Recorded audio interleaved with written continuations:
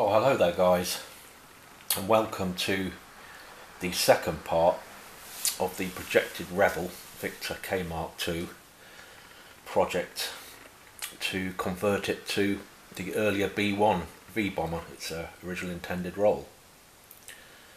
At least in theory anyway. As I said probably on the previous video, this is not going to be like an inbox review. It will probably have elements of that, as we can start with now. Basically, it's not a top loading box or whatever you call them, it's just a side opener. It's a good solid box, but I think most of us prefer the other option. But that's just a niggle really. I mean, that's nothing to me, especially as the fact that I got this for, you know, £15 or something. It doesn't really matter.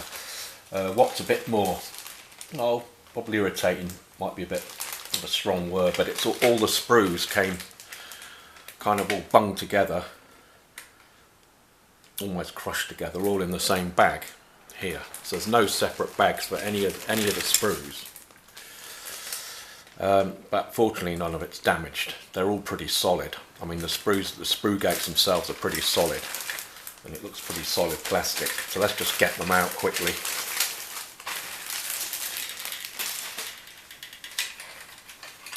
Now this tooling now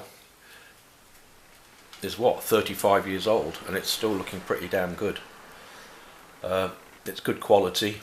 Yeah, it's raised panel lines, but as I explained earlier, it's the Reebok's Matchbox kit, which is quite strange because actually some of the panel lines are indented and then the others are raised. But what we'll do, we're going to scribe along.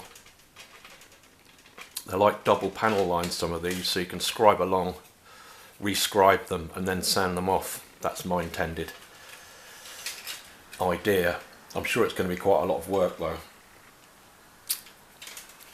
Which brings us to the next part of this project, because to convert this to a B1, well, I say convert it to B1, it's going to be an approximation of a B1. It's not going to be totally accurate. It's not going to be some rivet counter's job.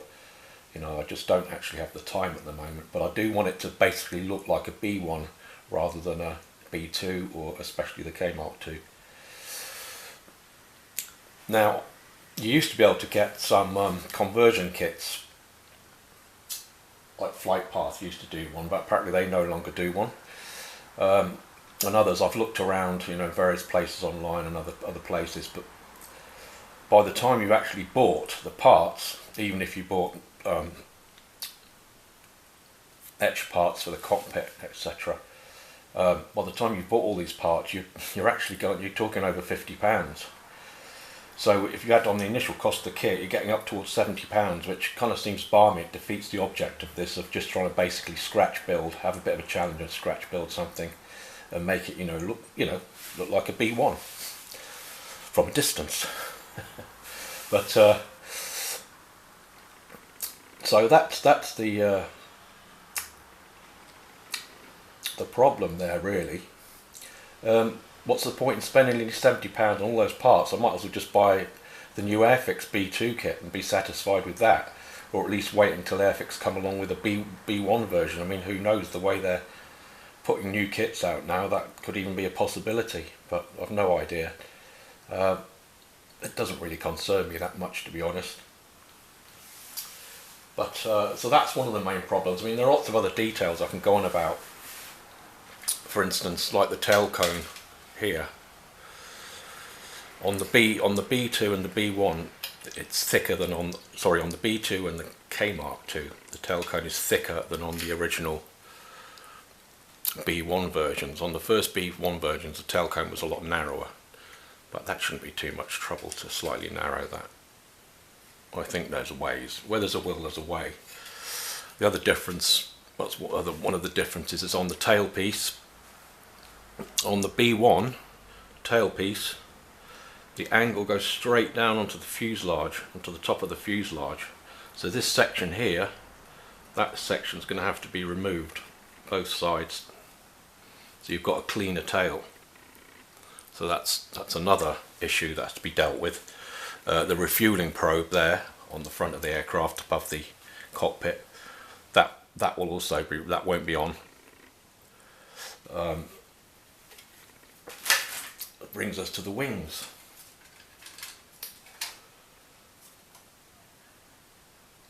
So the wing centre section and the intakes are also different on the K Mark II and the B2.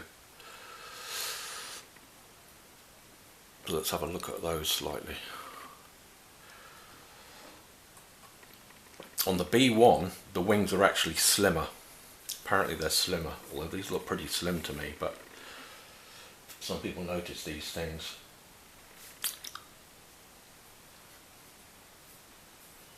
So they're basically, and the intakes as well, the air intakes are also different. I think on the B1 there are less intakes in there, and it probably goes right up to the wing root. Oh yeah, incidentally, on here we've got the Kugelmann carrots, or whatever they're called. I don't know why they're called that. I can see why they're called that for, or Kugelmann carrots. I can see why they're called carrots though. These, I'm going to cut that out. Oh joy, I'm going to cut those out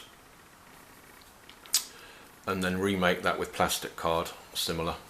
Same on both sides, because that would be great for the B2 version. Although, like I say, there's not much point when you can get the Airfix one for less than 50 quid now, if you're lucky. So they'll be removed because they were not on the B1, and also the underwing fuel tanks there. These will not be put onto the aircraft either. They'll just be left off because, again, they were not on the B1, so then we're left with the lovely clean lines of the original aircraft, which is the whole idea of this project. Just so I can have something nice to gaze at now and again. So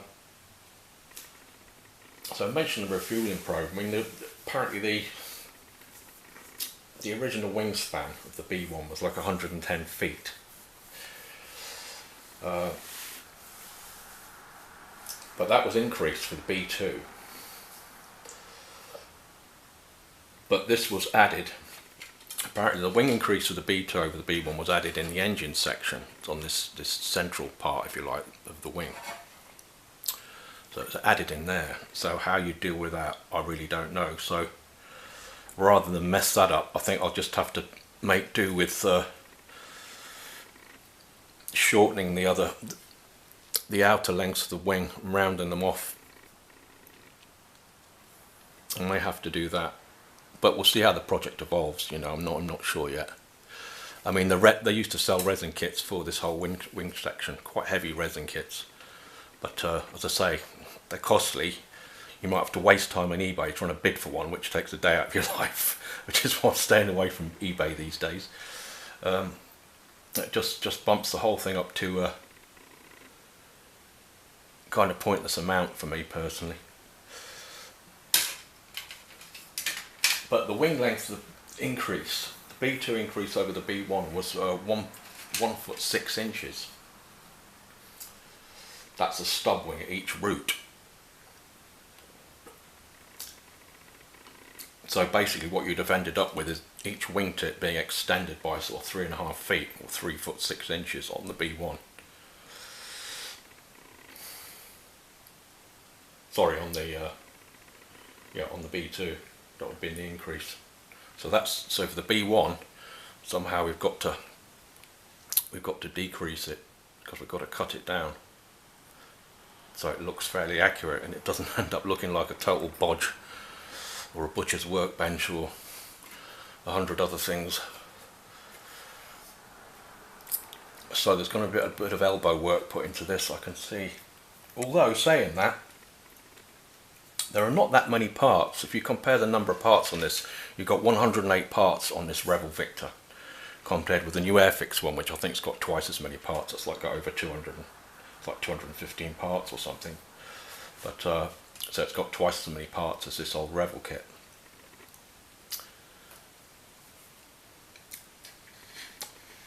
So a lot of the quality, try and make this look fairly up to date as a model, or giving it a sort of illusion of quality, is going to be down to the finish.